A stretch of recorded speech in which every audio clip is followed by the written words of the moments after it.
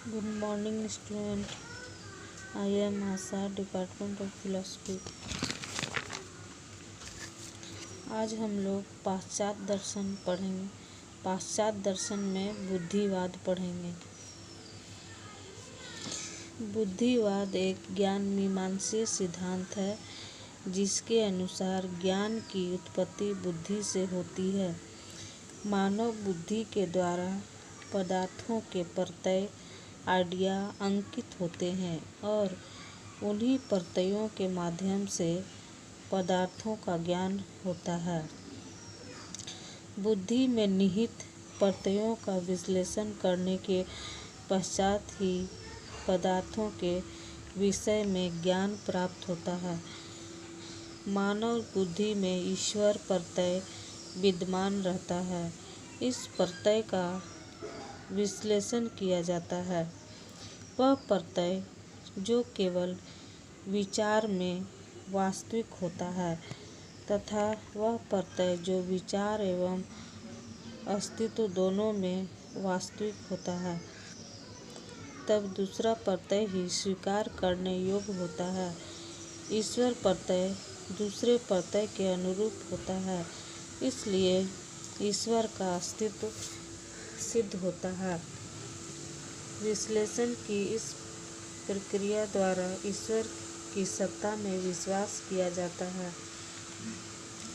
जैसे सभी मनुष्य मरणशील है, मानव बुद्धि में यह प्रत्यय छुपा रहता है जिसके द्वारा एक विशेष व्यक्ति की मरणशीलता का ज्ञान प्राप्त किया जाता है।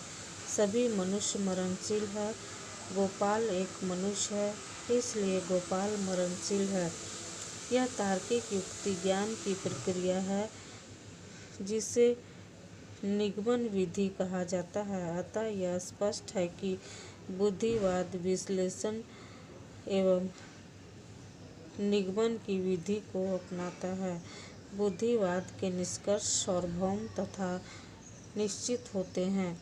बुद्धिवाद का आधार गणित तथा रेखागणित होता है। डेकार्ट तथा लाइब्निज का दर्शन गणित पर तथा स्पिनोजा का दर्शन रेखागणित पर आधारित है। गणित और रेखागणित के निष्कर्षों की भांति बुद्धिवाद के निष्कर्ष भी प्रत्येक देश काल में सर्वमान्य होते हैं। इस प्रकार कहा जा सकता है कि बुद्धिवाद सार्वभौम तथा निश्चित निष्कर्ष देता है। विश्व के हर मनुष्य का मरना निश्चित है, इस पर संदेह नहीं किया जा सकता है। इसलिए बुद्धिवाद का निष्कर्ष असंदिग्ध होता है। बुद्धिवाद की मान्यता है कि ज्ञान कहीं बाहर से नहीं आता, बल्कि मनुष्य के भीतर से ही प्राप्त होता है। बुद्धिवाद का आरंभ संदेह से होता है। प्रत्येक पदार्थ के अस्तित्व पर संदेह करते करते सार्वभौम, निश्चित तथा असंदिग्ध निष्कर्ष पर पहुंच जाता है। इस प्रकार कहा जा सकता है कि बुद्धिवाद का आधार संदेहवाद है। Thank you. अब अगले क्लास में मैं अनुभववाद की चर्चा करेंगे।